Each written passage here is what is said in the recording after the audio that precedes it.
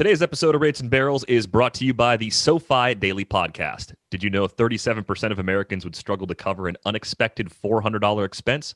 April is National Financial Literacy Month, which means it's time to expand your financial knowledge. And all that starts with having the right information. For facts, analysis, and updates related to markets and financial awareness, listen to the SoFi Daily Podcast every weekday. Search for SoFi wherever you get your podcasts. Welcome to Rates and Barrels. It is Wednesday, March 31st. It is Prediction Palooza. We are going to predict every possible thing we can on this show about the upcoming season. We're one day away. 24 hours from now, from the time we're recording this, there will be baseball on all of the screens in my entire apartment. And I really couldn't be happier about that. So we have the three-host pod today. We have Britt, we have Eno, we have me. And we're going to break everything down. We got playoff predictions, division winners across the board, award winners, and we're going to talk about some teams that we're really excited to watch over the course of the season. So we're going right at it. Know how you doing today? We're just going because there's a lot to cover. And nobody cares. No one cares how we're doing. I kind of cared. Okay. Well, we care about each other. The people listening don't care how we're doing in the moment. They just want to, hear the content. Make me a bicycle clown. It's that kind of stuff. So yes. Let's start in the NL West because I like to do the exact opposite of what any other baseball show would do. Every other baseball show would say, let's start in the AL East with the Yankees and Red Sox. No. We're not doing that here. We're going to the West Coast first, and we're going to the National League. Let's start with you. Who is your NL West winner in 2021? West Coast bias. I think the Padres make it a run, but the Dodgers just have superior depth when it comes to position and starting rotation, and they will ride that depth in a year where everyone's searching for innings and will maybe go all the way to the World Series. Yeah, I love you. I hate when you're right on this kind of stuff. I'm also gotta go Dodgers. Like, my head says Dodgers, my heart says Padres, right? It would be so cool. But on paper right now, not being able to get into that time machine and zap myself to August and see if everyone is healthy, I don't know how you can't go with Dodgers, right? It just doesn't stack up. I think it's like a 10% chance the Padres win on paper right now. Barring anything crazy, this is the Dodgers division to lose again, which is boring. The thing is, I think we, beyond baseball, get really bored with dominance. I think somehow Mike Trout for years has been like this, but even LeBron in some ways. Like, for some people, everyone's like, LeBron's just amazing. Whatever. Like, that's the reaction to truly great players and teams sometimes, because there's nothing surprising about them continuing to be as good as they are. Now, the interesting thing about the odds, looking at the Fangraphs projections, Dodgers are just under 70% to win the division, Padres at 30%. So it's reasonably close. But man, in any other division, the Padres would be projected to win. And I got to go Dodgers too. So it's a sweep here. How does it go wrong? Injuries, like you said, Britt, it's a couple key injuries. I mean, if you lose Mookie and Bellinger, or Mookie and Seager, or Seager and Bellinger, or some combination of those guys, and then, maybe one of your top pitchers, maybe then that kind of pulls them down into the spot where the Padres are clearly better. But that's a lot. Then you'd have to wish injuries. Perfect. You'd have to wish perfect health on the Padres and imperfect health on the Dodgers. Right? Because, how are the Padres going to get through this season without Snell or Lamet being hurt? No, they're not. And I think that's part of the concern too, right? I think the Dodgers pitching depth, I mean, David Price isn't in the rotation to start the season. They went and Dustin May as their fifth starter. So they're falling back on Gonsolin and Price if they lose starters. The Padres are going to, interesting young guys are going to, Mackenzie Gore maybe at some point. But Gore, as much as I like him, like, there's still some concern about the quality of the innings there. Yeah, Ryan Weathers made the team, so I think he's kind of interesting, but they have more injury risk in the San Diego rotation than the Dodgers have. And the Dodgers have some injury risk. We've seen some pretty major injuries for their key starters over the course of their respective careers. But I do think that's the key, is the depth for the Dodgers across the board is even still just a notch above the Padres. And it's going to be fun. That's going to be one of the best series to watch every time the schedule spits it out throughout the season. One thing that I've seen before, and I wish I had the link ready, but you just said it, so it's like maybe it's okay that I'm just going to speak contemporaneously on this. But I have seen I have seen evidence that teams that dominance actually leads to better ratings, and I think it might be out of basketball, so maybe it's just totally different. But you have seen in basketball dynasties, right? And there has been debate about like whether dynasties are good for the sport. And I think that we've seen better ratings as like Jordan went for his third and fourth rings and stuff like that than when a new team comes up. And I don't know, maybe that is because you start gaining fans from other parts of the country. So if the Dodgers are in the World Series every year and you have some sort of fans that only watch the World Series or only watch the playoffs, then they're like, oh, the Dodgers, I remember these guys. I like Cody Bellinger. I like this guy. I like that guy. I like Mookie Betts. So I'll tune in because the Dodgers are in the World Series again. I think there might be an aspect of that we as like every game watchers may be like, oh yeah, these guys again, Yeah. Yeah. I mean, what's crazy, guys, is how many teams would David Price not only be in the rotation, but maybe the opening day starter? There's a big parity in terms of like some of these opening day starters. And to complete our like preview-esque, obviously everyone's going to talk about the Padres, Dodgers. Who's in third place here? Is it just the Diamondbacks, even with the Gallen injury? It's kind of an interesting, right? We know the Rockies are probably ticketed for last place. Yeah, I think that's what we're mostly guessing. Yeah, there's just this like weird, but like, is there a battle for third? Is the Giants? I think the Giants could surprise. Right now, just by projections, they're third, and it's with a 76 and 86 record, which is super boring. But they're improving their processes, I think. And I could see some of their pitchers being better than projected.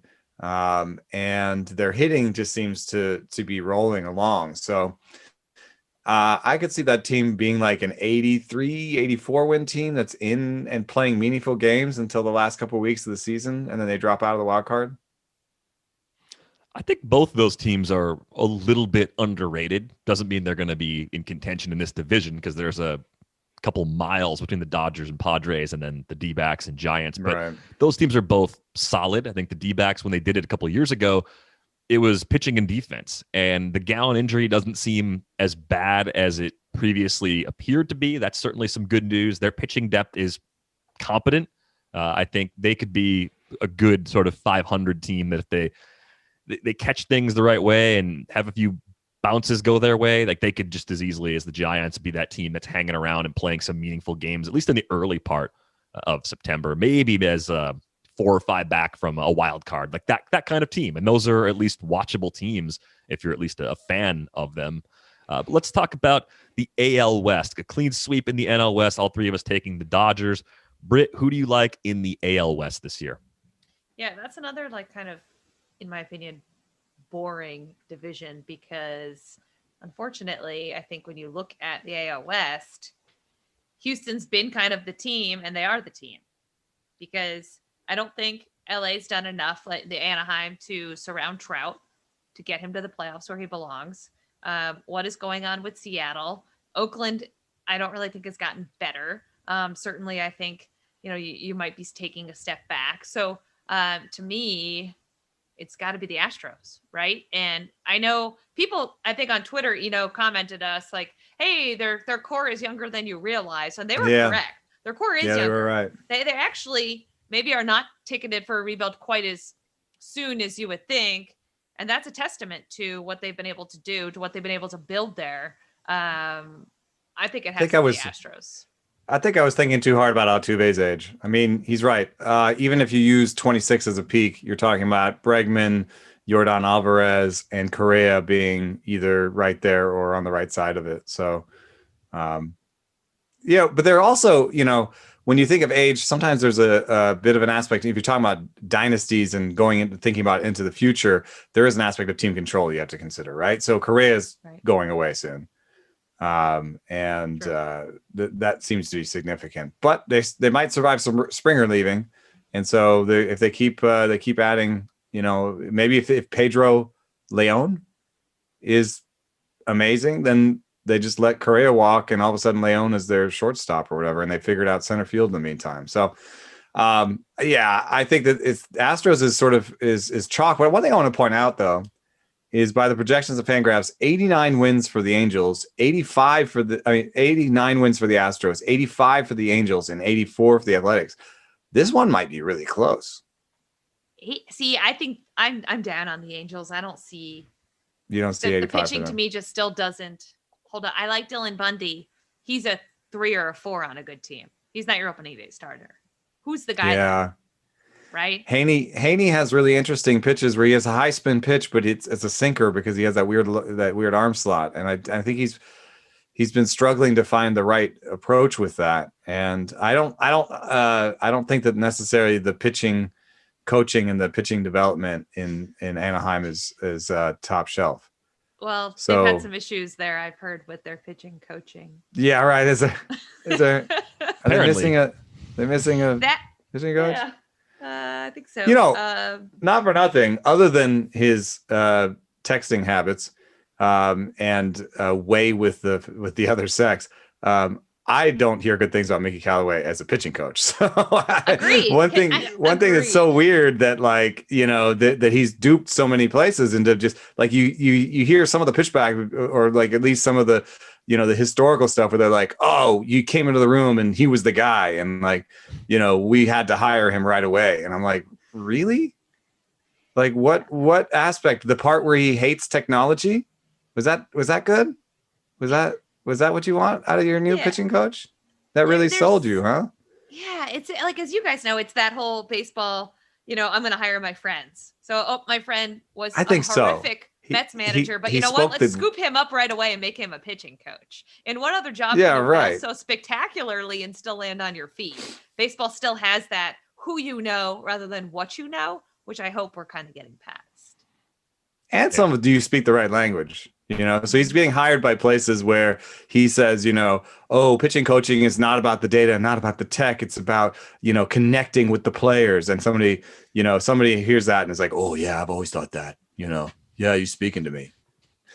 Artie? You mean he's speaking to Angels owner Artie Moreno? Is that my Artie voice? I guess. Yeah. No, that wasn't a very good Artie voice. Yeah, but I have a bold prediction that like Joe Adell is starting in right field at some point. Chris Rodriguez made the team. So there is actually some youth. Jose Rojas made the team.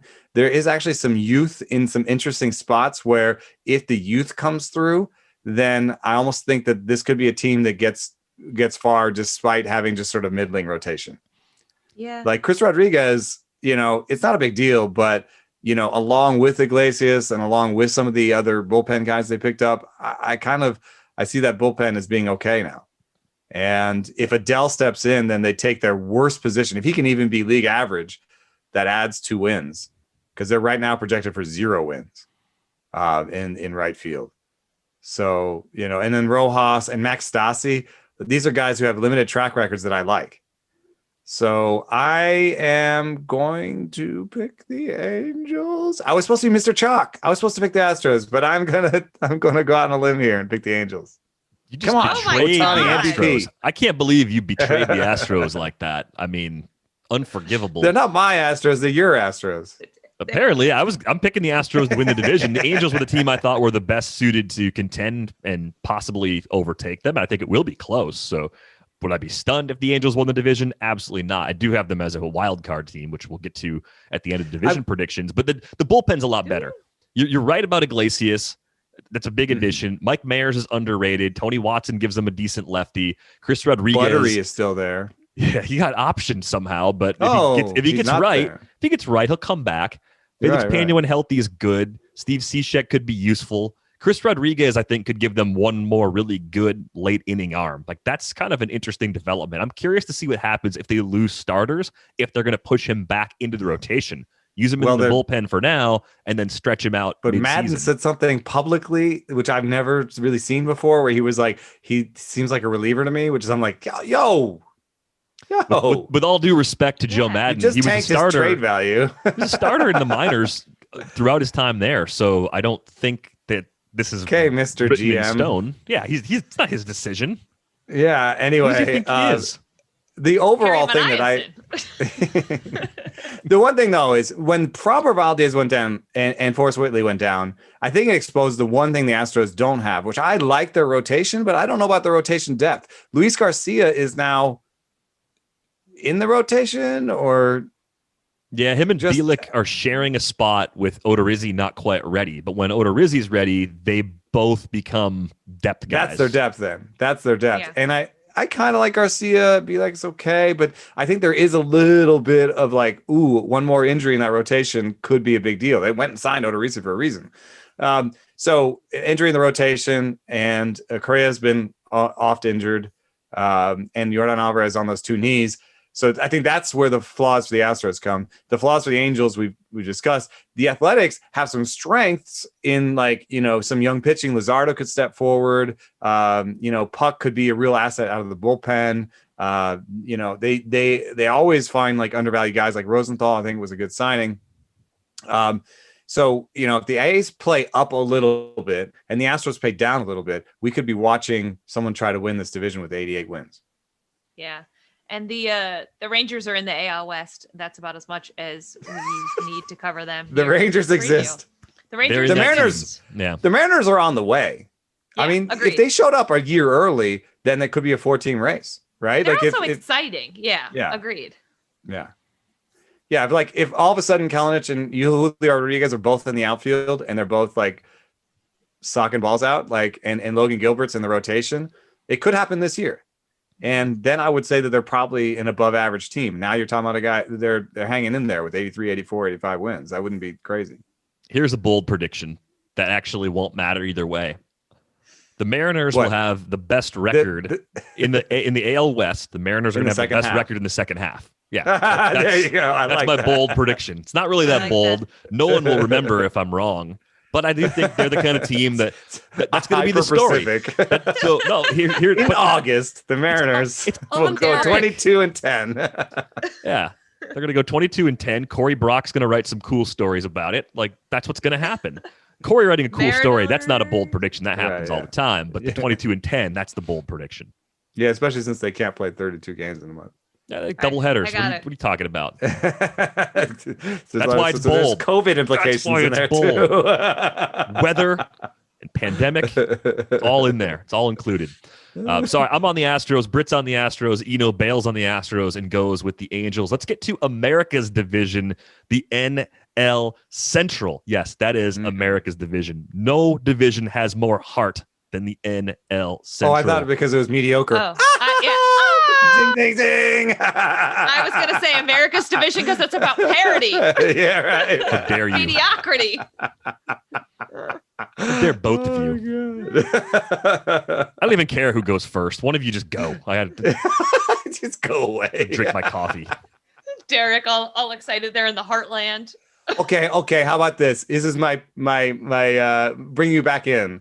I picked the Brewers. Is it okay now? Are we good? Are we friends now? I Don't picked try the to Brewers. curry favor with me by picking the Brewers. You can see the love, On a guys. If whim. you're watching on YouTube, you can see it mending.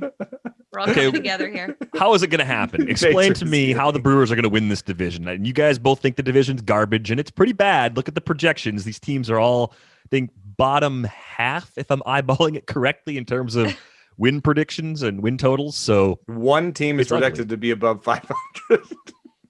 mm, The Brewers are projected to be above 500. So therefore, no, the projections have been wrong about the Brewers in like 3 out of the last 4 years. I think that there's something about having dominant back end bullpen that throws the projections off. I've even talked to Derek Carty about the idea that projection systems should project every single game in like a simulation, right?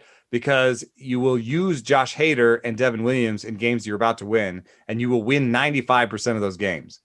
They have in the past. You'll win 95% of the games in which Hader and Williams appear, right? that's correct.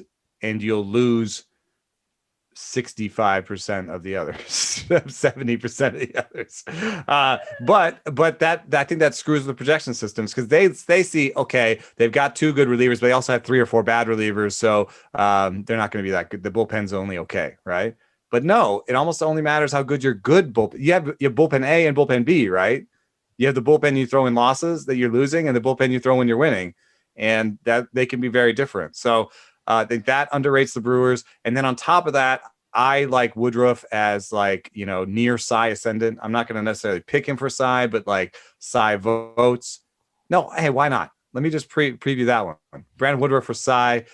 Freddie Peralta is in the rotation and comes through on it. Keston Hiura covers the hole a little bit. I don't know. There's a lot of stuff that's good. In their worst situation, third base, they've got a couple options there that could step forward. Wow. I mean, listen, I want to pick the Brewers for Derek because he still seems upset at us, I think. But I'm going to have to go with the Cardinals. Nolan Arenado is a big deal. It's a big acquisition. I know they really didn't do much else, but they're a good run prevention team already. Their pitching is already going to be good. We're not really sure what's going to happen with McCollus, right? They still got Flaherty. I obviously love the addition of Arenado because they gave up nothing, right? The Rockies just basically are paying a good chunk of Arenado to play for another team, which can probably be another podcast another day.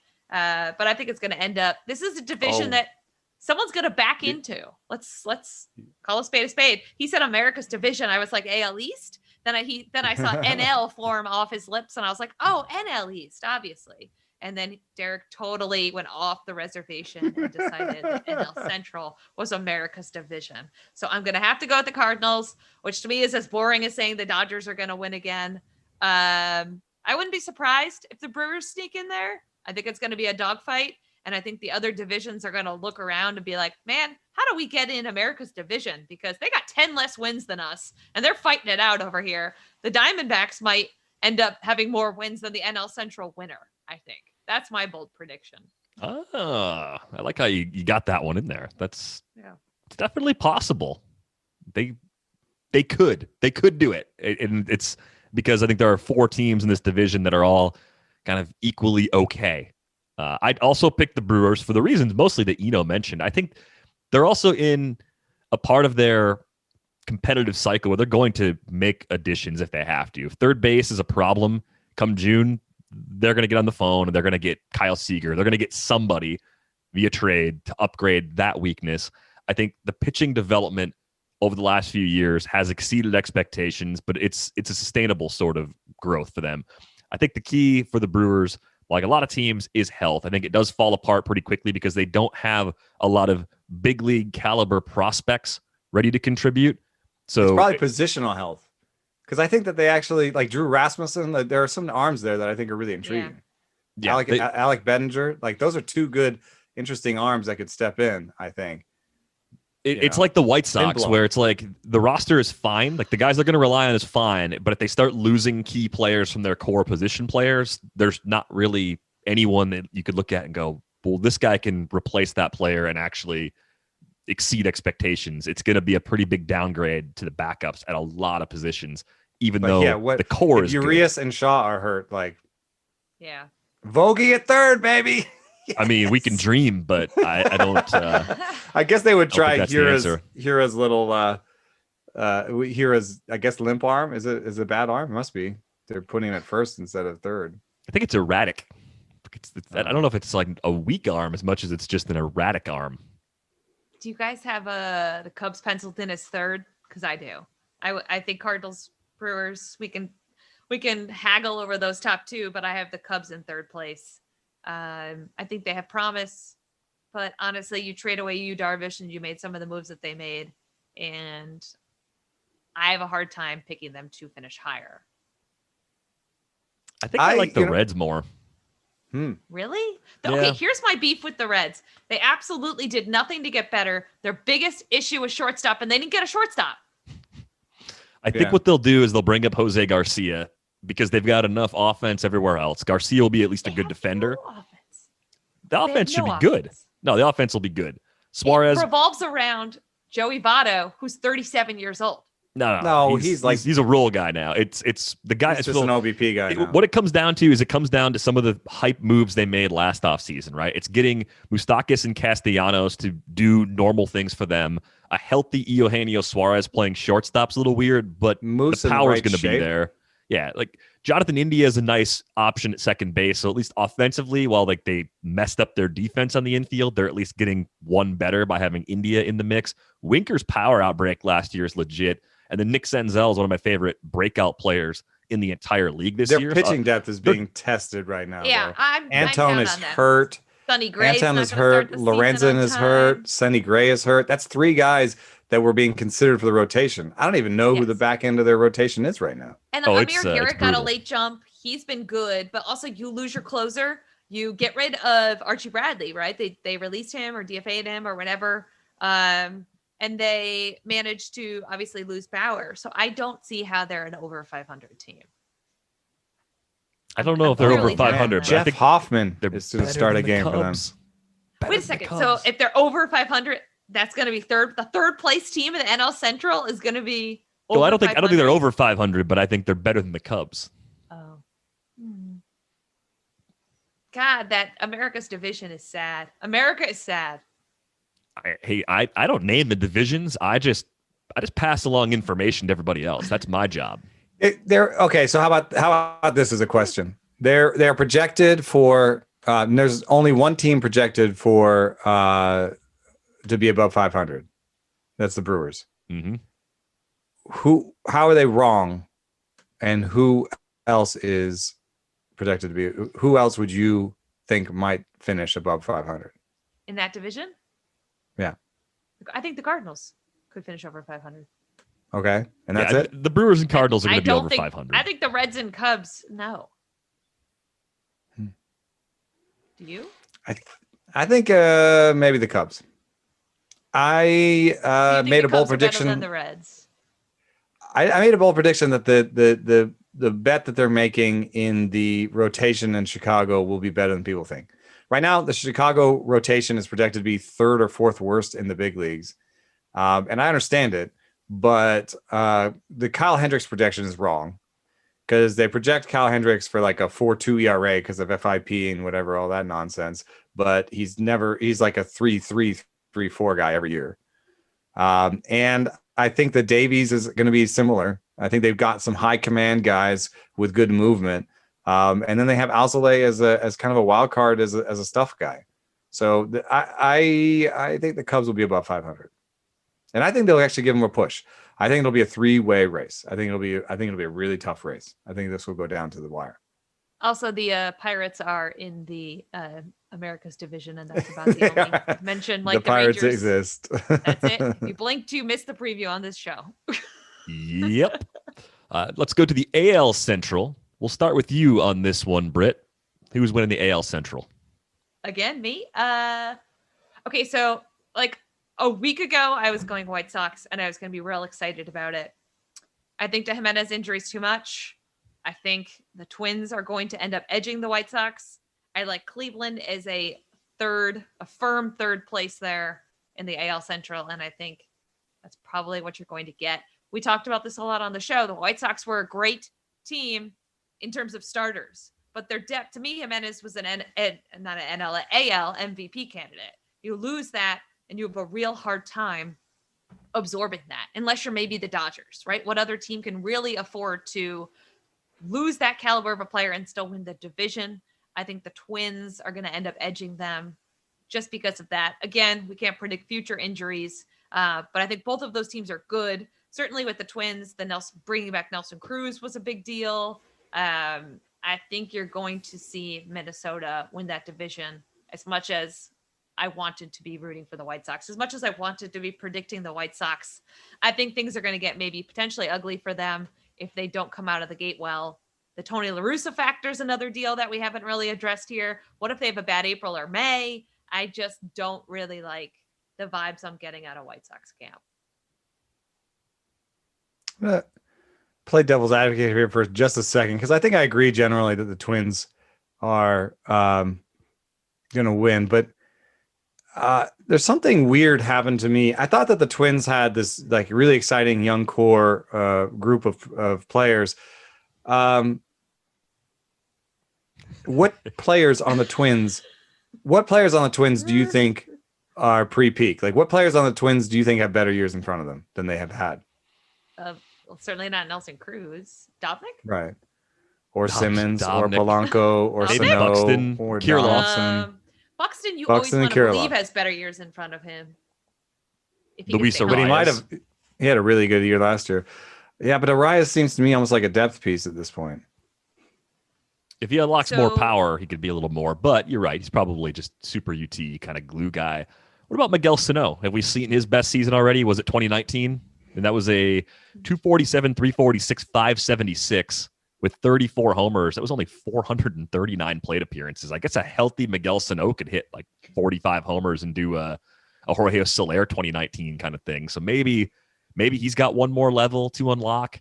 The catchers are good.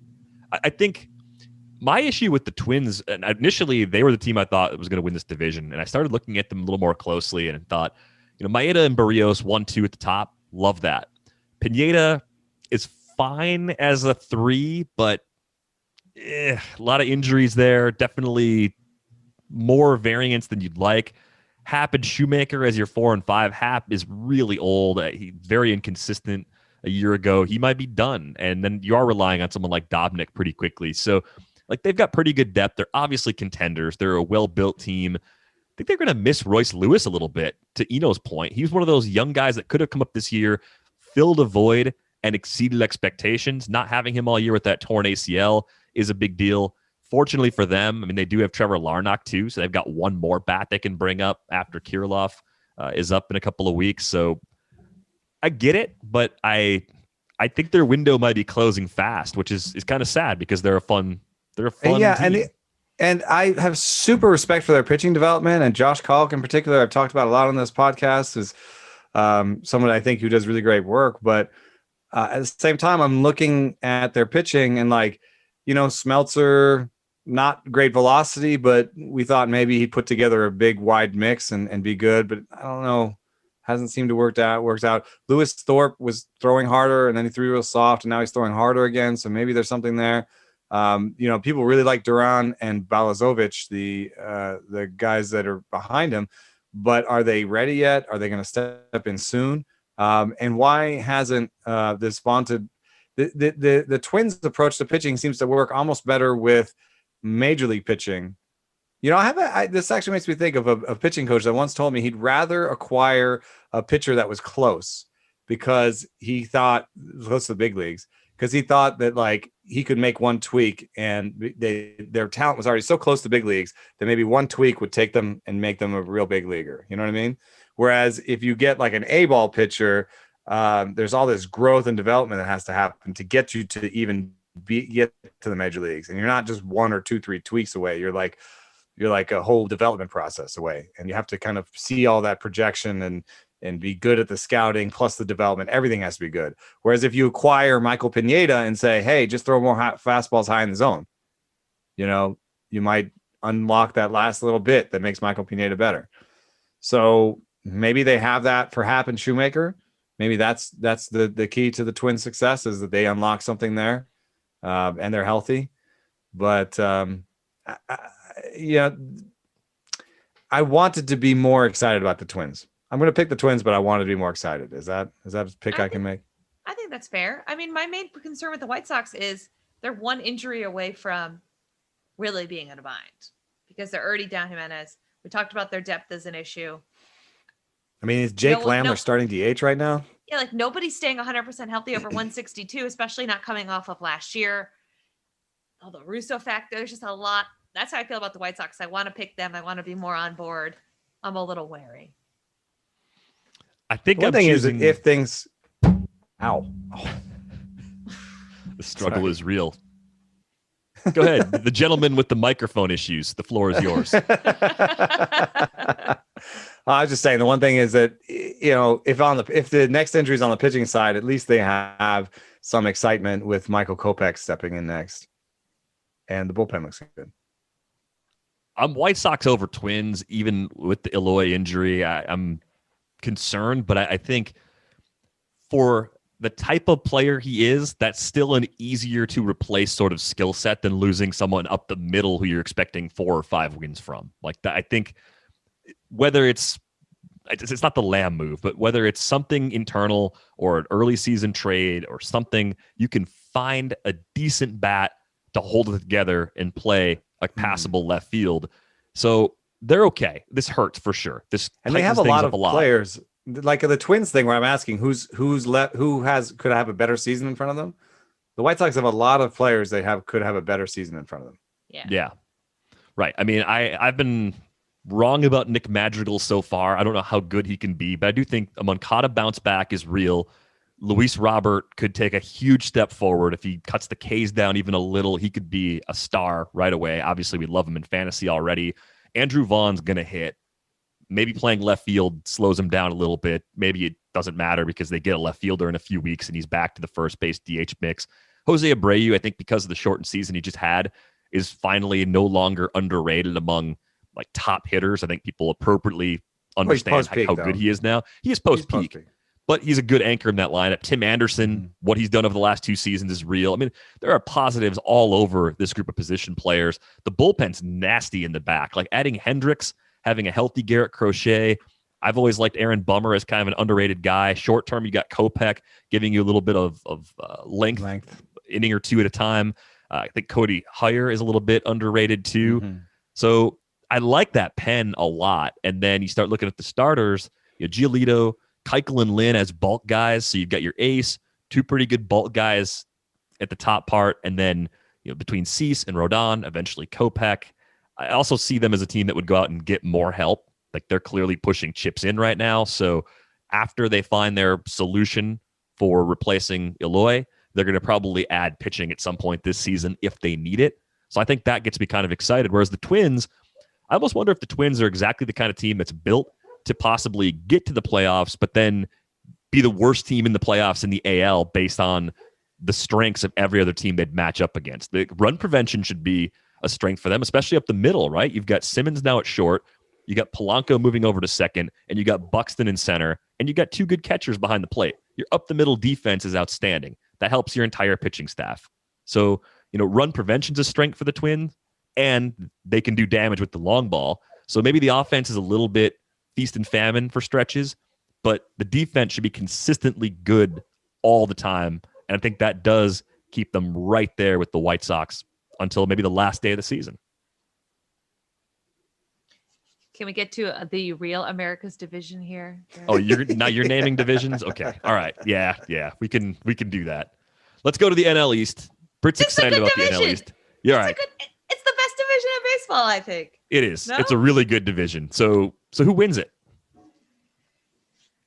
Guys, I don't want to do this, but I'm going to do it.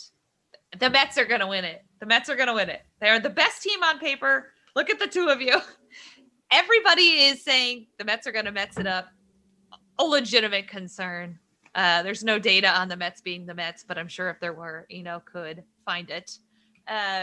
Listen, there's a lot of buzz. They've made some really good acquisitions. Obviously, Lindor is going to make them better, but I think the addition of what they've done in the bullpen, adding Trevor May, I think Miguel Castro from the Orioles is kind of a little bit of a sleeper pick. If he ends up being that bridge guy, that 7th inning guy, then they actually, and their closer situation ends up being okay. I think that they're going to be a good team. They're going to surprise a lot of people. I want to say the Braves because the Braves have won the division the last couple of years. The Braves are a team that really never gets their due, I feel like, because they always choke when it comes to the playoffs. But I'm going to go Mets here. I'm going to say Atlanta finishes 2nd. DC is going to be 3rd. They're going to be out of the wild card. There's just too many injuries right now. What's going on at second base, third base? They got a very old team. And to me, the Phillies just ran the clock back on a team that wasn't very good a year ago. So I'm not certain why they think it's going to be a better scenario here at all. They've got a great 2 starters and then it drops off. The Marlins should get more credit. Like if they were in any other division, they probably would get more credit. But I have trouble seeing them hitting the 80 win mark because they're going to play around the division so much. So I've been dying for this, guys, if you can't tell. I'm very excited about this.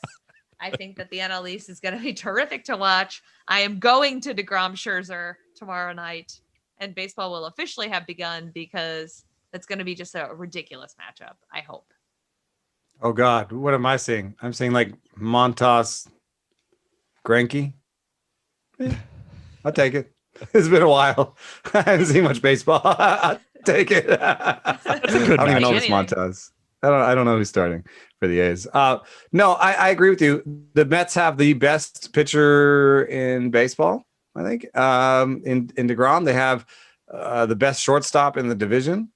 They have the most pitching depth in baseball. 21 starters projected to be better than average.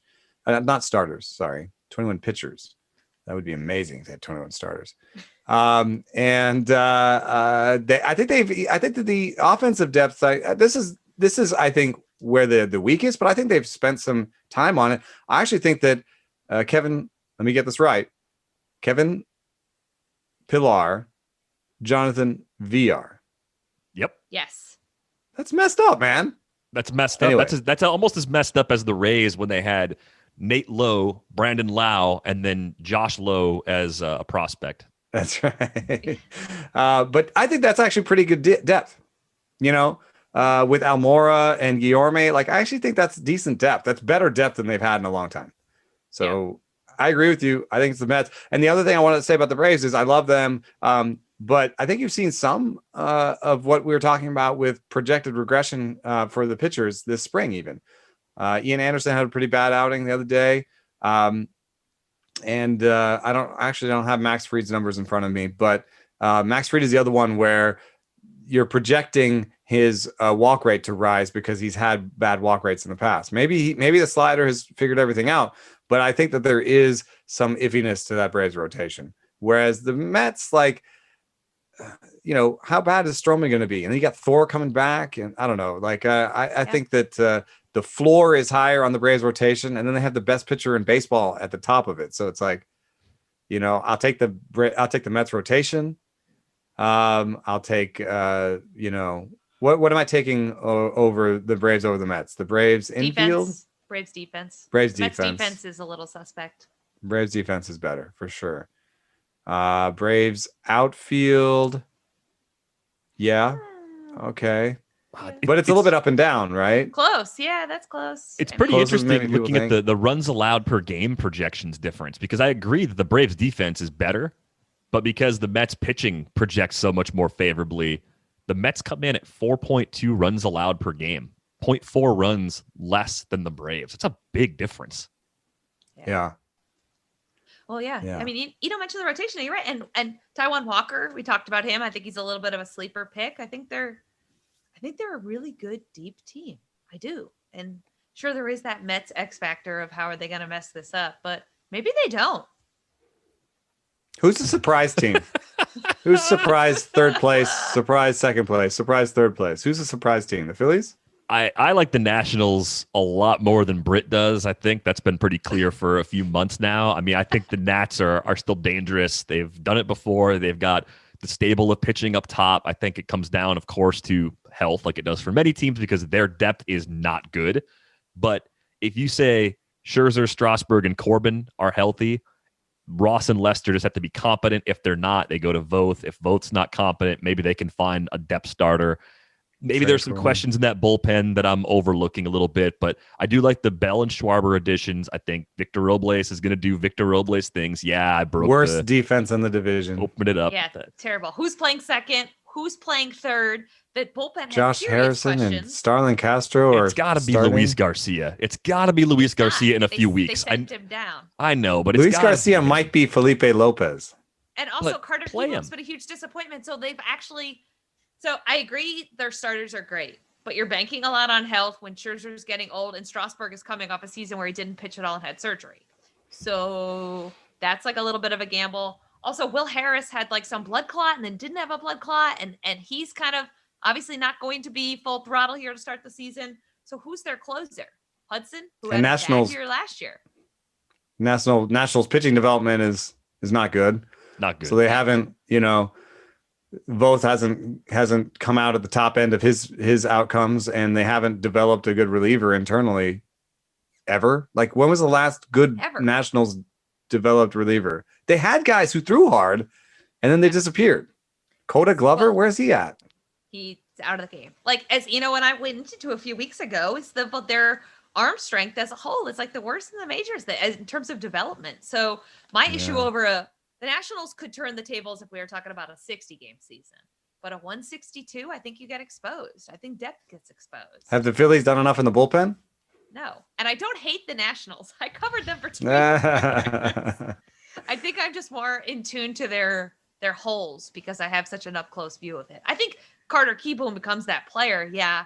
I think Derek's boy, Victor Robles, is going to have a good year. But Juan Soto can't carry that team alone. My pick is for a surprise team in the division is Phillies. Because bullpens are really erratic year to year. They changed half the personnel, maybe more. I mean, who's the holdover? It's like Neris. Yeah, closing too, by the way. So a little bit of an upset there. I think we were all saying it's Bradley, it's Alvarado. They've seen the Neris movie before, and they're running it back with Neris as the closer. Yeah, I did the bold prediction Alvarado would lead them in saves, and I think that still could be true. But I guess there's not another lefty. We'll see. He could still get some lefty on lefty saves. Yeah. I guess my bold prediction would be the Phillies would finish in last place and the Marlins would finish in fourth, which I can see happening. That's pretty bold because the Marlins, pardon my French, do not look good. No, they don't. That's why it's bold. Ça c'est pas bon. I was about to get ready to bleep something there. I had right.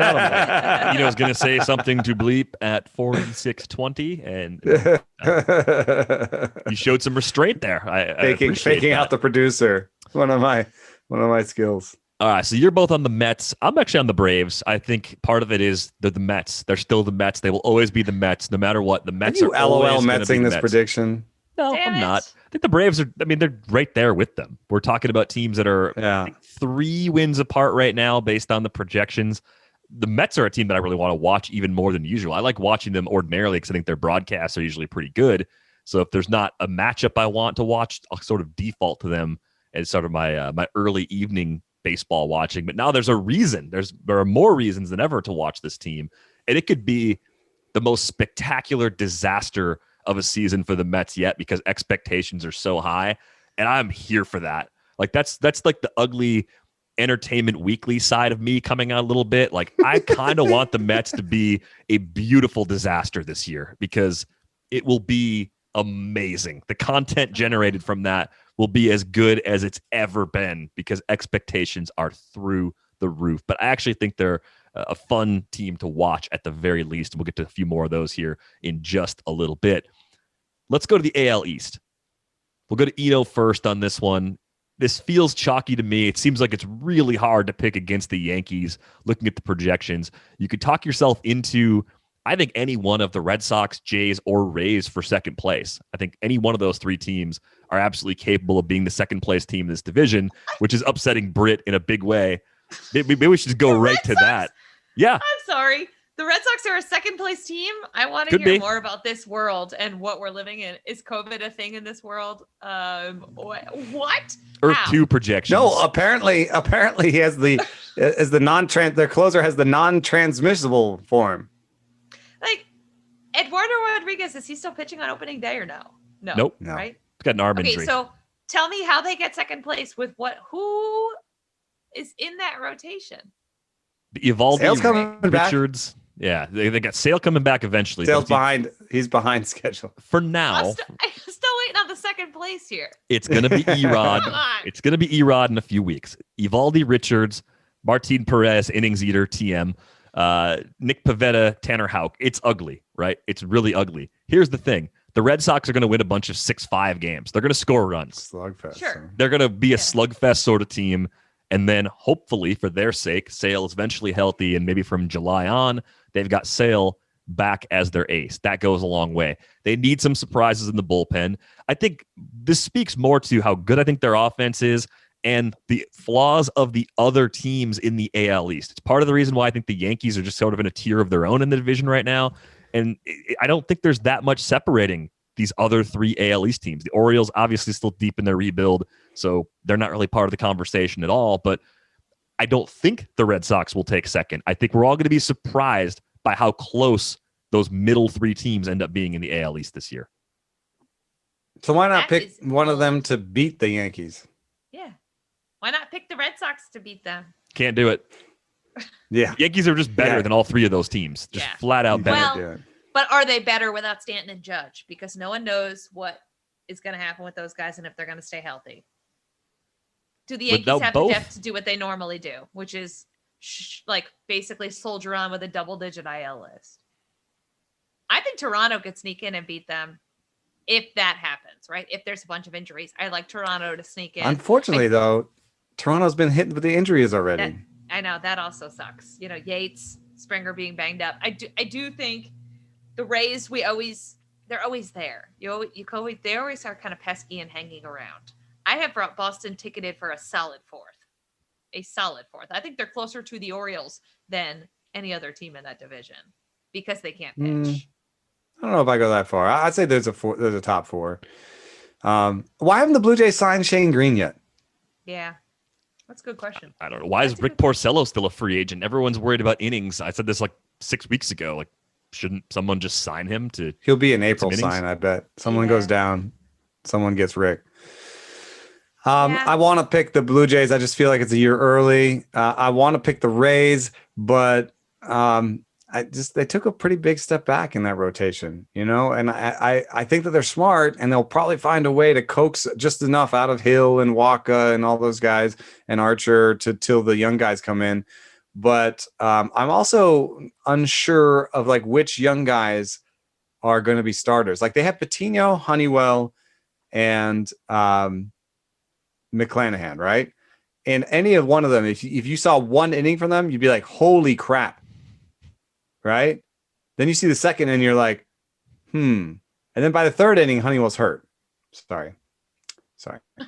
That was mean, dude. I love knocked him. on wood. I knocked on wood It's just for you, true. you know. It's true though. Yeah. Nothing I love made him of as a wood. pitcher, but it's been really, really tough sledding.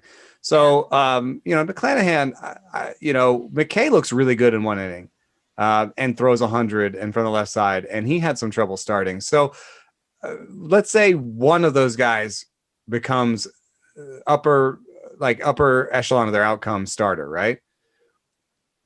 I think that's possible that only one of those guys becomes a really great starter. So then you have Glasnow and one of those guys, maybe Patino. My bet is probably Patino. So Glasnow, Patino, and then you still have to like walk in Yarborough, and then you still have to walk two veterans out there at the back end of the rotation, right? I just don't see the young guys stepping forward so much that Rich, Hill, Waka, and Archer are not in the rotation by the end of the year. Yeah. Whose rotation do you like better at this point between the Rays and the Jays? The Jays. I think the Jays. Even though there's questions on Ryu. both, I think Toronto over Who's Tampa Bay. second after Ryu? That's Uh, that's kind of what I'm getting at, yeah, right? Like they're there's a not little a bit whole of a lot there. mess after Ryu, and I Ryu, think Rourke. their mess behind Ryu is not as interesting as the Rays' mess behind Glasnow.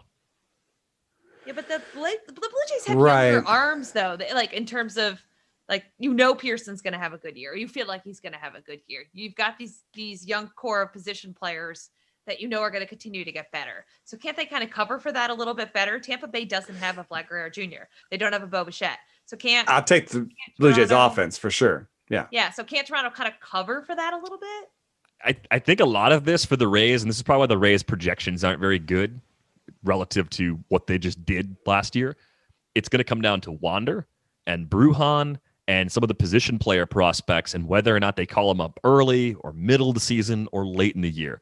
Because the sooner they bring those guys up and the sooner the Rays start to say, hey, you know what, Joey Wendell's a nice big league player, but he's not an everyday player. He shouldn't be a starter at third base. Like the sooner they start fixing those spots on their roster, the better off they are. The sooner they can start to close the gap on the Yankees.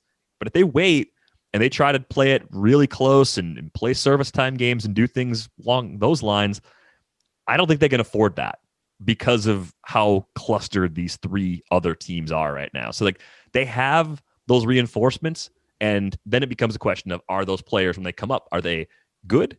Are they great? Are they even making adjustments and struggling? Anything's possible.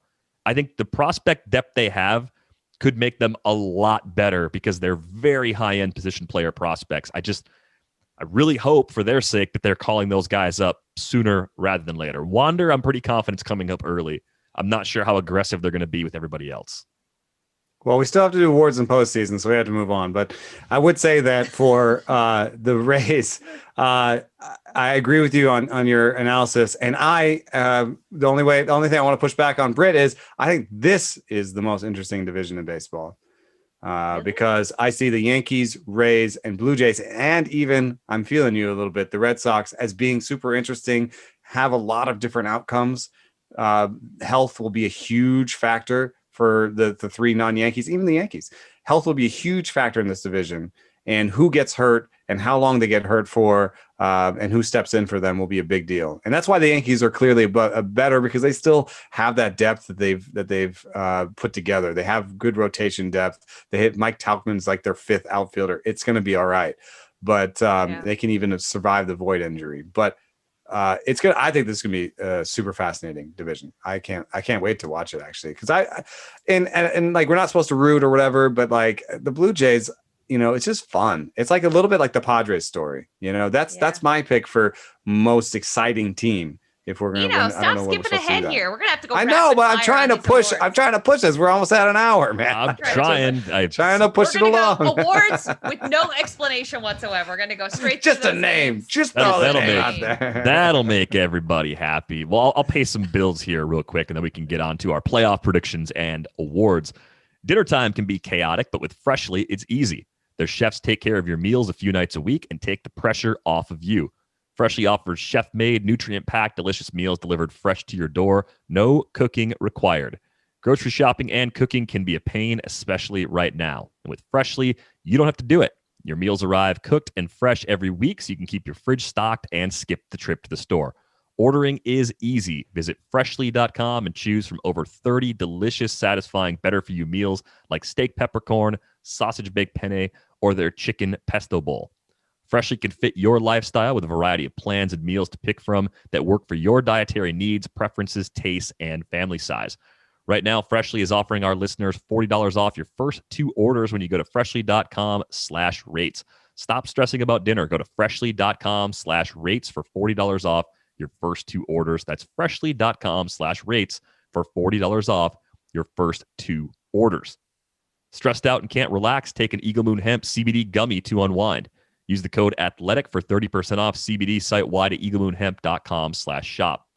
They already have the best prices online and in stores.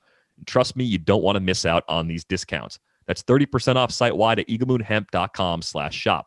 All Eagle Moon Hemp products are vegan, low sugar, use organic practices, and are made from award-winning crop. And just in case you didn't know, CBD is not marijuana. It does not get you high. CBD may help to relieve pain, nausea, seizures, anxiety, and depression. Get 30% off all CBD products site-wide at eaglemoonhemp.com with the promo code ATHLETIC. Their products are pure, proven, lab-tested, and superior to other CBD on the market. And the best part is they're way less in price. Throw in the discount code, and you're practically getting a product for free. That's eaglemoonhemp.com with the promo code ATHLETIC. Try them out while winning free products. Just go to their Facebook page and leave a review, or follow them on Instagram. A winner is chosen each week and sent a free product. Check them out and let us know how you like them. That's eaglemoonhemp.com with the promo code ATHLETIC. All right, we made our predictions for each division, so let's run through how we think the playoffs are going to play out, which will be subject to future fighting and debating, I'm sure. But for all the love we were throwing on the Angels and Jays, those were my picks on the AL wildcard side. I've got the Mets and Padres in on the NL side. So, yeah, I took the Braves to win the division, but I think the Mets are a playoff team this year. With the Padres, that win total is just too much to pass out or to pass on. But I do think when I look at the matchups in the postseason, I think we're going to get to a Dodgers-Brewers NLCS. Dodgers are going to destroy the Brewers in that series. They're just way, way better. I got the Yankees over the White Sox on the AL side, and then the Yankees over the Dodgers in 7 in the World Series. So chalk city for me in the World Series. But a few fun twists to get there, right? Yankees over White Sox, Dodgers over Brewers. At least that's a little bit different. Yeah, I thought we were going around in a circle on these, and now I'm really going to have to put my thinking. Build the whole bracket. Go for it. I'll jump in. Okay, go ahead. Well, I got the Mets. Dodgers, Padres, Mets, Brewers, Dodgers as the winners. Padres, Braves as wild cards. So that's pretty chalkish. I'll take the Mets to beat the Dodgers in the NLCS. Nice. So the Mets are going to beat the Dodgers in the NLCS. That's depth against depth, stars against stars. Love to see a DeGrom Kershaw matchup. I think that would be really fun television. And it'll come down to just the players executing. There'll be some just extreme great moments. I think that would be a 6-7 game series that'll just be just beautiful. I would love that. I think and by that time, Thor in the rotation. Now you got DeGrom, Thor, Stroman as your playoff rotation. I think that can hang and that can bang.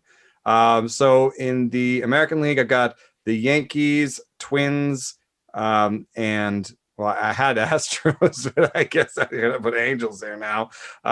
With the Astros then making the wild card, and then one of the Rays and Jays. Ooh. Got to pick one unless they're not advancing. What do you got? Okay, we're going to take a down year for the Jays and for the Rays, and we're going to put the Jays in as a surprise entry. Who's going to knock the Yankees off of their pedestal? I'm going to come back around. The Astros beat the Yankees as a wild card team. And I guess that makes Astros, Mets, and my bold prediction was Mets go all the way, so I'm sticking with it. Mets go all the way. Wow. Mets over Astros in the World Cohen Series. said in 5 years, and he's doing his first. Whoa, okay. All right, so I got Mets, Dodgers, Cardinals as my division winners. I've got Padres, Brewers as my wild card people in the NL. I've got Yankees, Twins, Astros, as we discussed in the AL. And then I have Blue Jays, White Sox as my wild card. I do think the White Sox win that wild card out of the AL. They end up advancing. I do also think that the Padres beat the Brewers. I'm sorry, Derek. It seems like the Brewers are always the bridesmaid, never the bride when we get into these playoff scenarios, those early exits. I don't think the Mets are going to win the World Series, but I do think the Mets are going to advance. They're going to win. They're going to beat the Cardinals. The Dodgers are going to steamroll the Padres again, going to be sitting at home. I unfortunately think the Dodgers are going to be the NL champion. We're going to see them in the World Series again, but honestly, I don't think they're going to win. I think winning back-to-back World Series, too many things have to go right. Too many things can go wrong. Out of the AL, what I like is the Astros, unfortunately, end up beating the Twins. The Yankees, I think, are going to lose to the White Sox. I know I was down on them early. I think Eloy comes back. He invigorates this team. We're in September, and they are just absolutely cruising. I think the Yankees get upset there. I like the White Sox as my AL, not trendy at all, pick to win the World Series. I think as much as I don't think they're going to be that great early on, I think if they catch fire, they're young, they're going to kind of play with that abandon. They're going to not know they're supposed to be there. And they're going to kind of be reminiscent of the 08 Rays. They're going to turn the tables on everyone, get back their best player down the stretch. And then they're a really tough team. So how about that?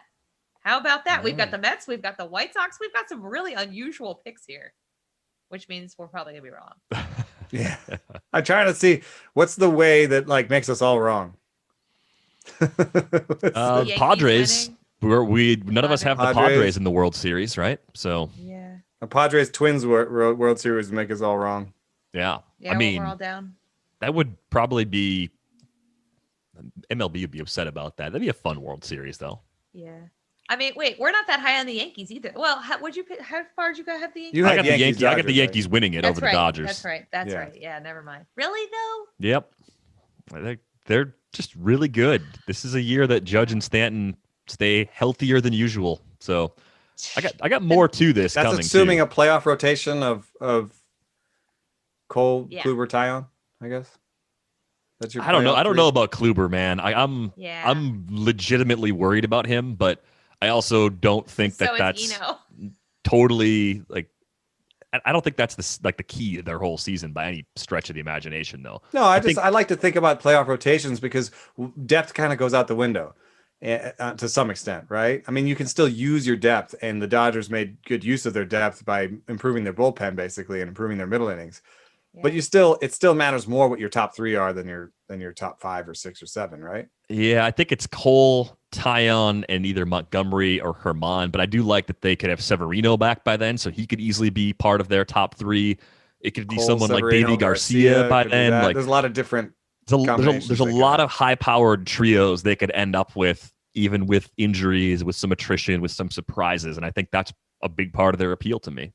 Yeah, I do think when you get to the playoffs, it's not about depth anymore; it's about stars. That's why the Mets could go far. Right. That's why I have the White Sox going. I think it becomes less about depth and more about, like you were saying, who cares if you have 6 starters? Like, you want those 3 horses that you can fit around with on the off days and keep running them out there. It's a totally different game when you get to the playoffs. People talk. And then about you have the friggin' Dodgers who have depth and stars, man. Yeah. And that's why I bet on the Mets, because I feel like they follow that idea a little bit, depth and stars. They do. Know, that's what you want. I mean, the Rays went all the way to the World Series on more depth than stars, but I guess I wasn't too surprised they didn't win. It's an unusual build. It's tough to make it happen that way.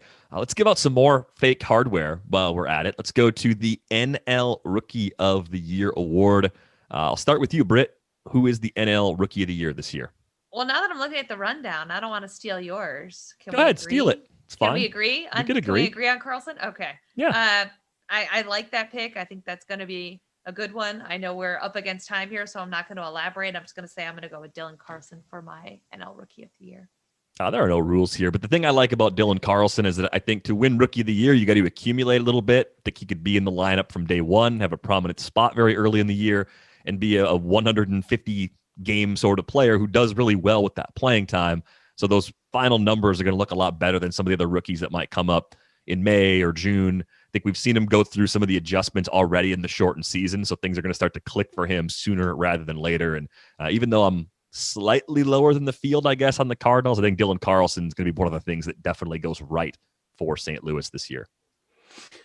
Yeah, I think that, opening day lineup is a big plus in the Rookie of the Year. You have to really shine brightly in a short sample to take that away from someone who, accrues all those big numbers, hits 25 homers to your 12 in the second half kind of deal, and so I agree that I think opening day lineups matter, but there's 2 other really interesting young players in opening day lineups for the NL that are rookies in Christian Pache and Ke'Bryan Hayes. And I'm going to pick Ke'Bryan Hayes because I looked through some of the underlying power numbers and I kind of believe them. And power, if he has power, he has everything else. He has shortstop-like defense at third base. He can steal you 15 to 20 bags. He's going to probably hit 300 or maybe 280 or something with good on-base percentage. So here's a guy who has all the tools. We said, well, what about the power? What about the power? He came up and had a max exit velocity in the top third of the league. He had a hard hit rate in the top 25% of the league. So, I think this guy can hit for power and will hit for power. And so as much as I like Christian Pache, Ke'Bryan Hayes is my pick. Interesting. Sixto Sanchez is still considered a Rookie of the Year, I think, too, and he's a little bit of a dark horse. Yeah, there's some surprising pitchers. Ian Anderson is still a rookie. Yeah. So there are some pitchers that are going to be in the run. What's interesting to me is that Dylan Carlson is plus 900 on BetMGM, though. Ke'Bryan Hayes is the favorite at plus 350. So you're actually getting decent odds on Carlson as the second most likely position player, but only the 4th most likely player overall. Let's go to the AL Rookie of the Year award. Chalk in this case is Randy Arozarena. He is still eligible for this award. I was really surprised by that. Yeah, I mean, is there any reason to even pick against him? I know there are other great candidates, but do you think it's Arozarena's award barring an injury or unforeseen collapse? Well, I'm going to go with my bold prediction of Andrew Vaughn. He's going to be in from the opening day. I think he has elite plate discipline. Whereas Randy's is good. And so the way to beat Randy, I think, would be batting average, basically batting average and OBP. And maybe, so like if Vaughn can hit 280, 290 with 20 bombs, and play every day, and Arozarena hits 260 and has some regression in there, I think there's a window there. Yeah. I mean, Rosarena, similar Carlson, he's got a full-time job. He's got to play. And he's probably not. Right. Yeah. And he's probably not I don't think he can sustain what he did, right? What we saw over the course of a full season, but he does hit the ball hard. There are things to suggest that it wasn't quite as fluky as maybe some people would have thought, right? That weren't familiar with him. I mean, if Pearson was healthy and I guess more in play in Toronto, would he be a guy? Do you feel like Nate Pearson that could like be a dark horse candidate in the AL? I feel like maybe. Yeah, he'd have to get healthy quick. I mean, I think he's almost in the sort of Jared Kelenic grouping where he'll have to get healthy quick, get into the big leagues quick, and then kind of take off running from there. Yeah. Yeah, he's at plus 1,200 just for reference. Rosarena plus 350 at BetMGM. Ryan Mountcastle's in there at plus 1,200. I mean, he's going to play a lot too. So it kind of just comes down to how much he can accumulate. I think he could end up being kind of an interesting option. Nice home park to inflate his homer totals and his batting average. I'm going to pick Jared Kelenic just because I want that to be the story. Like I just think it'd be fun if he comes up, just absolutely rakes and then gets the award. Like that would be just fantastic given what we've heard over the last few weeks.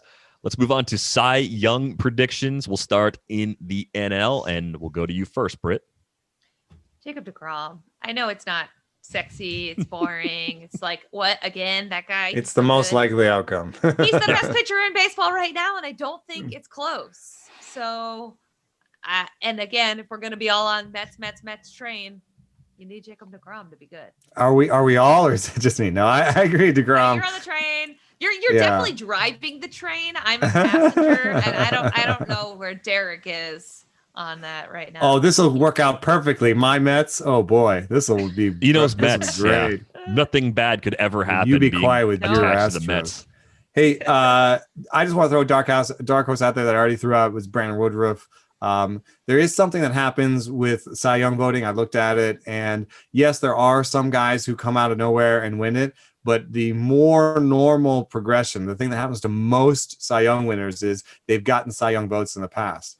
They've done something that was good enough to get on there, and then they have that next season that gives them the award. So I think Woodruff in this next couple of years is right there where he's in the Cy Young conversation, and 1 year he's just going to win it. Yeah, I think he's kind of a fun, longer odds bet too. I've talked about him in some of our BetMGM promos at plus 2,500 because he is good enough to do it. If you think the Brewers can win the division, he gets the gaudy record to go with the good ERA and the good strikeouts. So it all kind of works out. But I think for me, if I'm trying to make the most accurate prediction, not the most fun bet or best valued bet, Walker Buehler. I mean, I'm going Walker Buehler over DeGrom. I think DeGrom is the odds-on favorite for a reason. Buehler's in there with the Woodruff too because he's in per inning basis he's been great. It's just a question of can he put together 170, 180 this year. And the funny thing is like while I'm choosing Buehler to win the award, if I were actually putting money down, the plus 2,500 on Woodruff makes that a much better bet. The odds are more fun. Right, because Buehler's plus 1,000. But I do think it comes to be Buehler. And the Dodgers, they're going to win so much this year. And then what's going to happen is the Dodgers rotation is going to be so amazing that the voters are going to sit there at the end of the year and they're going to compare all the starters. And I think Buehler's going to end up being their best starter. And it's going to be, he's the best starter on a rotation that had these guys that all were amazing. So we have to give him the trophy. We have to give him the hardware because he was the best of this really good rotation that did some things that we really don't see rotations do very TV often. time might matter a little bit, just exposure time. Like, I don't think how many times is Woodruff against the Pirates going to be, in the national consciousness where if Buehler shuts down the Padres, they're going to be like, oh man, remember that awesome really important division game that Buehler went out and shut down one of the best lineups in baseball. So, hey, you know what? The second time Brandon Woodruff hits the Pirates this season, it's going to get everybody's attention. So let's just let's keep our eyes on the prize here. On the AL side, I'll go first because I'm taking the chalk. I think it's Garrett Cole. He's the favorite, plus 350. I think he's the guy. I think it's going to be very obvious why the Yankees gave him all that money. The shortened season was still very good. By his standards, it wasn't quite as good as 2019, but I think he's going to get back closer to the 2019 level here in 2021. So, yeah, I'm going boring. I'm going chalk on the AL side. Garrett Cole to win the AL Cy Young. So I'm going to go Giolito because Lucas Giolito I know Garrett Cole's going to be important, but if I pick the White Sox to get to the World Series, which I did several minutes ago, they're going to need Lucas Giolito to be 2019 Lucas Giolito. And I think he started off last year horribly, but by the end of the year, he was kind of back to form. And it gave you a lot of hope that, okay, it was a little bit of an anomaly, everything that happened last year. I think the White Sox need him badly. I think if the White Sox are going to advance, they're going to need him.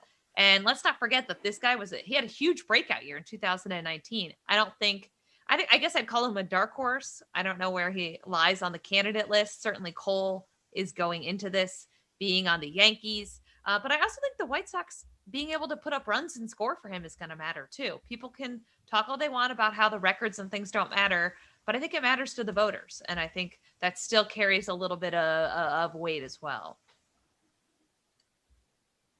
Yeah. One of the things that does matter in the voting is wins. It still matters. It flows from innings and being deep into games and accruing those strikeout totals that the voters are looking at. The raw totals still matter. I did a projection for quality starts, looked at the bats projection for quality starts in the AL, and Lance Lynn is tied for second. And Cole is there, tied for third, and with Shane Bieber. And then you've got Giolito in the next group, which includes Marco Gonzalez. So it's definitely Marco Gonzalez for Cy. No, Shane Bieber is the guy that Derek hated. But this is my group. This is the group is tight. It's really small. In the AL, I think for the Cy and the MVP hardware, there's not a wide group. It's a small group of players, and it very small, like sort of 2 or 3. So I think for Cy, you're either picking Bieber, Giolito, or Cole in the American League. Mm-hmm. I mean, I just can't, that's why I made the Marco Gonzalez joke. It's like, I don't imagine Lance Lynn or Marco Gonzalez winning it. And the bulk guys behind that are like Greinke, Savali. Like, American League pitching is a bit of a mess. Barrios at plus 2,000 is like the only longer odds guy I'd even think about. And I don't feel nearly as good about that as I do about Woodruff by comparison on the NL side. Right. And you got Glass now at plus 800. He's the 4th most likely to win it. But he's skills to do it. He's not going to accrue the innings. I mean, they take him out early. He's got an injury history. I just can't see him putting up 180 innings. My projection for him is more like 150 innings. And I think he'll go up against somebody who has 180 innings. That's fair. Yeah, I don't know. Like, when he's healthy, they let him work like a normal starter. It's just a matter of keeping him healthy and whether. But then there's also the bad walk totals, right? Sometimes, so sometimes he gets himself out of the game by walking 2 guys in the 6th or 5th or whatever, Yeah, but your point with the AL pitching, you look at that board and you're like, yeah, you kind of got to go chalk, because the long shots, it's really hard to tell yourself a story. The long shots are actually going to come through on the AL side this year. Yeah, so for me, it's Cole, and then to switch over to MVP for the AL, it's Mike Trout. If you look at the projections, Mike Trout gets 7.5 win projection, and second place is like a 5.6. It's like 2 win differential to Alex Bregman.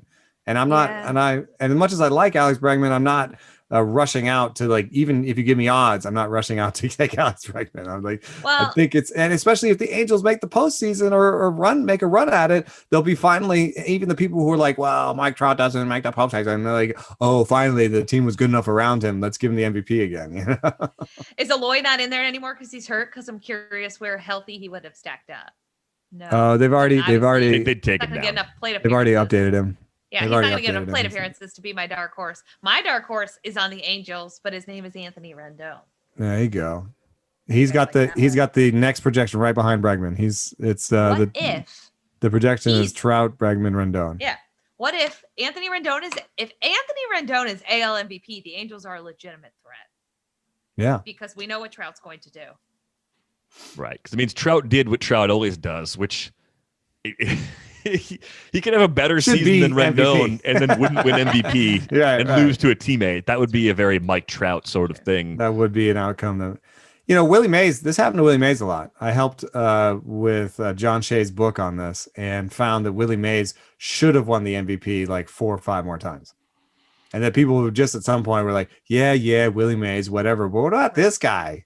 He hit 280 with 35 bombs. You're like, yeah, but Willie Mays hit 30 bombs and stole 30 bases and was in center field.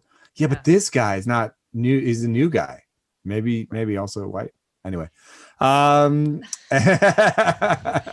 Anthony Rendon isn't like Fernando Tatis, where people are like, oh, he's so fun and cool and hip. Like, right. He is someone who also hates the spotlight. I just think he's playing a premier position. Yeah, and he could have a season where he hits like 330 with like 38 dongs or something, right? Like, yeah, I mean, he's a guy who like you don't really appreciate until you watch him every day, and obviously like Triple Crown. Could he win? Yeah. He could win a Triple Crown. And it could be like the Miguel Cabrera, Mike Trout year, just on the same team. Yeah. Oh, I don't want that to happen to Trout, but I can see it happening. I'm going Aaron Judge for AL MVP. I've got him a lot of places. Healthy. Projections are a little wrong about his batting average, I think in part because of the 257 last year, and maybe the strikeout rate still throws the systems for a loop, but he's a 270, 280 guy most years. In a good year, I could see him hitting 290 or 300. We've seen a 52 home run season before. That's still in his range of outcomes. In that park, in that lineup, the numbers could be eye-popping. It doesn't hurt to be on a good Yankees team either, so Aaron Judge is my AL MVP. Trout, obviously the favorite at plus 200, but the universe doesn't like Mike Trout to be the MVP for some reason, and I will never fully understand why that is, because he deserves it pretty much every platform fatigue. Year. Yes. Yeah. Derek, Platform you're all fatigue about indeed. the Yankees. They're winning the World Series. Garrett Cole's winning the Cy Young. Aaron Judge is winning the MVP. I'm doing this on the NL side.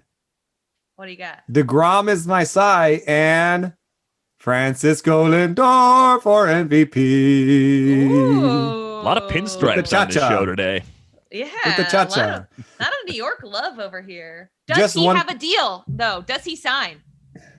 I think so. I actually don't think they're that far apart. Derek? If you look at it, the deal he's asking for has a lower AAV.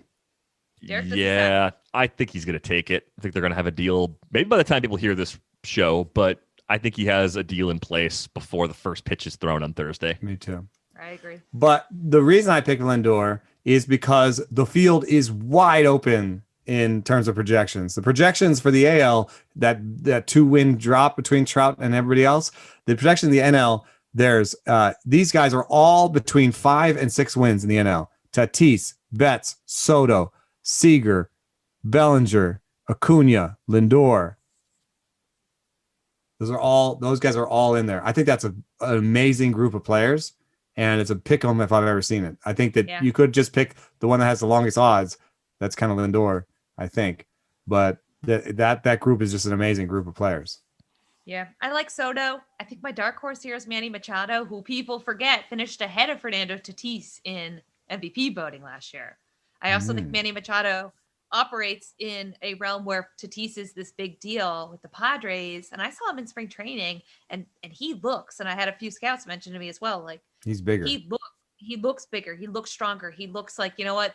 This is not Tatis's team yet, right? Like I think that has helped motivate him, having somebody better than him, which to be honest, never really has happened. That was never really a concern in Baltimore at all. So especially like right next to him on the infield. Exactly. I mean, you could have he was on the Dodgers for a bit. There's Bellinger, there's some other guys, but like look to your left and everyone's like, ooh, love this new Tatis. And you're like, hey man, I was Tatis before Tatis. Come on. Exactly. So he is my dark horse. I think it's gonna be Juan Soto. Like you said, I think it could be 5 guys and it wouldn't surprise me at all. But Juan Soto, just like, man, I mean, this guy, people don't realize had like a fake COVID test, was sidelined for the first 2 weeks of a 60-game season and still put up ridiculous numbers. I just think he's going to continue to get better. We've heard the Ted Williams comparisons all the time. Yes, he's not quite as flashy. He's not the Tatis in the field. He doesn't have the plus speed. He doesn't have the plus arm. Yeah, because Acuna could go out there and make stolen bases a priority again and kind of do like a 40-40 season. Mm-hmm. And that's gonna speak volumes. People are gonna love to vote for the guy who hit 40-40 and the Braves made the postseason, blah, blah, blah. That's my pick. Yeah, I'm on Acuna. I think he'll stand out. I think a lot of the other candidates are going to have someone awesome right next to them. And Acuna obviously has a good supporting cast, but I think he's going to be head and shoulders above the Braves' other great players, in part because of that speed that you mentioned. I do think a 40-40 season is possible. So I'm on Acuna, in part because I have the Braves over the Mets in the division, too. I think that's going to be part of the narrative in the minds of the voters. Look, no one's perfect. Even the best baseball players strike out with the bases loaded. Best golfers sometimes three-putt with the tournament on the line. So if you feel like you come up short in the bedroom sometimes, it's perfectly okay. And if it's bothering you, there are options. Go to GetRoman.com/rates now. With Roman, you can get a free online evaluation and ongoing care for ED, all from the comfort and privacy of your home. A U.S. licensed healthcare professional will work with you to find the best treatment plan, and if medication is appropriate, it ships to you free with 2-day shipping. The whole process is straightforward and discreet. Getting started is simple. Just go to GetRoman.com/rates and complete an online visit. Take care of your ED without leaving home. Complete an online visit today to connect with a doctor and take care of it. Go to GetRoman.com/rates to get $15 off your first month. Look, there's a straightforward way to take care of your ED. Go to GetRoman.com/rates. Get started now to save $15 on your first month of treatment. Opening day is here, so it's a great time of year to get your prop bets in, get those over-under win totals in, have some fun with Cy Young and MVP and playoff predictions as well. Now is the best time to do that, and we're partnered with BetMGM to bring you the best exclusive offer to bet alongside us and win.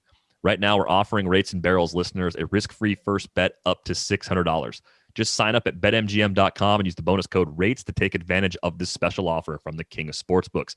This offer is for new customers.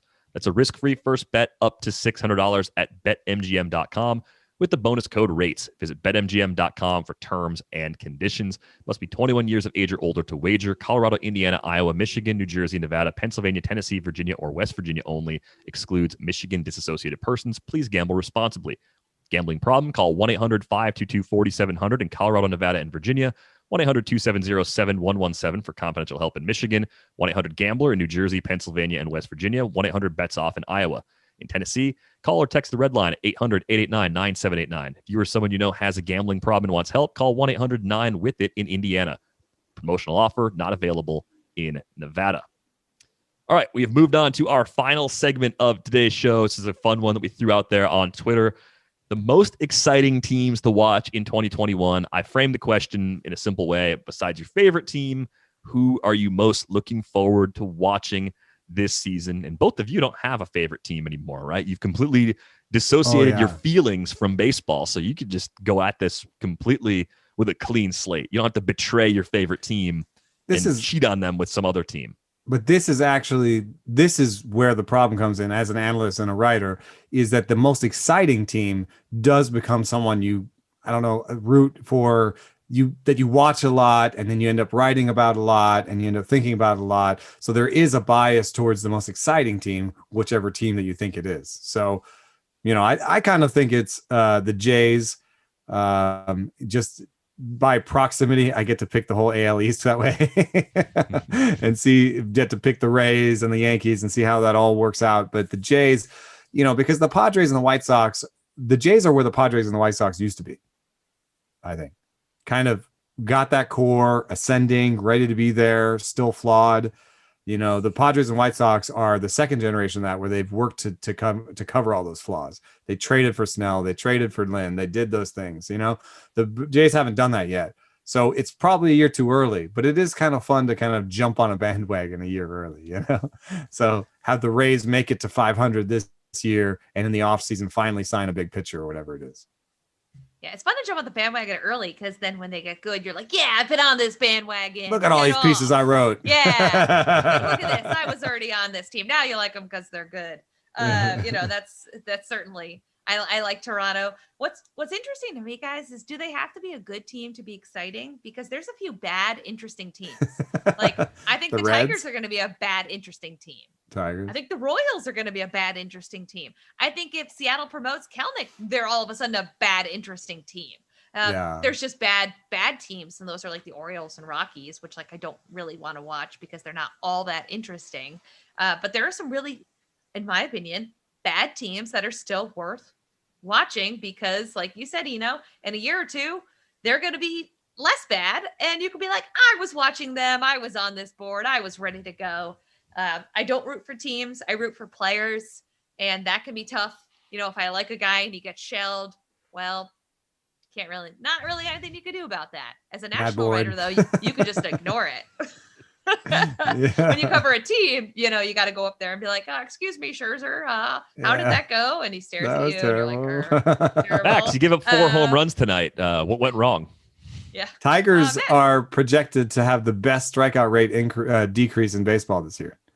So I actually think that there's something interesting about the Tigers where it's like that lineup is like, as much as we make fun of it, it's starting to come together. They're starting to have some pieces come together, and Torkelson's the big, addition at some point. And all those guys that we've been slagging on in the Tigers offense will suddenly be their backups, and they might be good. Yeah. So give me the good bad teams to watch. You know, that's what I'm on right now. I think the Padres, Mets, you're going to watch those teams because they're going to be good now and they're interesting, and there's plenty of that. But there's some interesting bad teams. Yeah. Cheesecake on Twitter, it goes by Art, but his nickname's Cheesecake, is excited to see how that KC lineup shapes up. I think the Royals could actually be a lot of fun, like you said, Britt, like for a team that we're not used to bringing into the conversation of, I'm tuning in to watch the Royals. Like, they're legitimately more fun now than they were a year ago. Different sort of era for them. Some young pitching coming up to complement that core of young hitters as well. I saw the Marlins come up as a response for a lot of people because the young pitching especially is good, but some young position players. We talked about Jazz Chisholm, making the opening day roster, but he's the first of maybe a few, right? They could bring up JJ Bleday later this summer. This group could get a lot better very quickly over the summer, kind of like what we were saying earlier about the Mariners, or what I was saying earlier about them maybe being a team that does really well in the second half. The Marlins could be that kind of team, and they'll have some counterpoint team going into next season. I'm not feeling it. No? Counterpoint. JJ Bleday, I like. Yeah. We really need like buzzers on this show or sound effects. Randomly. Counterpoint. I'm going to be excited when the sound effects work, and then I'm going to immediately regret the decision of giving everyone control over sound buttons. Yes, exactly.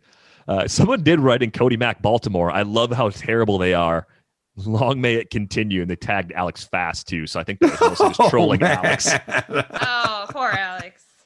Shame me into following him on Twitter. I hope he's listening. That's quite the energy, because normally when you're following a bad team, you're like, oh, but no, they're starting. Look, this guy's good, and Adley's coming, and we're gonna be good someday. I'll show you. It's got to be trolling, because I don't think I've ever heard someone say, oh, we're bad, and it's gonna be for a long time. I love it. Yeah. You know what though? I will say, Baltimore fans, after spending 9 years there, they're real. You tell them the team's bad, and they're like, yeah, we are. We're terrible. This, and that. There's some fan bases that continue to think every year that they're much better than they are, and sometimes I think the Orioles are realists. Yeah, sometimes the writing that comes out of those situations is better or interesting, because no one cares about what happened that day in the game, right? So, like, if something interesting is happening in their personal life, or there's some sort of divergent thing that you can follow, it's almost like spring training all year. Yeah. So my you can write about whatever you like. yeah, it's open season, and sometimes you can get into the prospects, especially in those teams, depending on how good the farm systems are, and you get some good stories out of them too.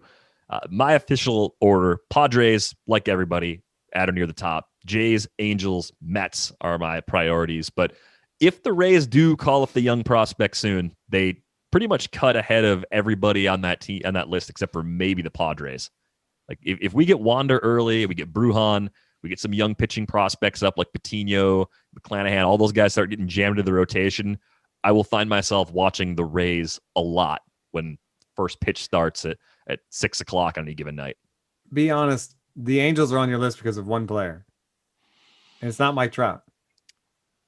No, I mean, kind of, yeah. I want to see what happens with Ohtani this year. Shohei. It hurt watching him pitch against the Dodgers the other night. He couldn't command anything. Yeah, he is Monday, terrible. He is Tuesday. reliever level command, man. It's not always fun to watch him pitch, actually. No, so I kind of do the watch through my fingers thing. Like when I see Ohtani pitching, I'm it's like, 99, but this where's could it be going? awesome. Like, oh, We love don't watching know. him hit. So I'll at least tune in on the days where he's hitting. And the bonus is, you get to watch Trout, you get to watch Rendon and some other really great players too. But definitely weigh in on that Twitter question. Let us know who you're most excited to watch beyond your favorite teams. You can also drop us an email. ratesandbarrels@theathletic.com is the email address. Inbox 0, maybe by the end of April, if I'm lucky. We'll keep trying to work at that. On Twitter, she's at Britt_Giroli. He is at Eno Saris. I am at Derek Van Riper. Enjoy opening day, everybody. We are back with you on Friday. Woohoo. Thanks for listening.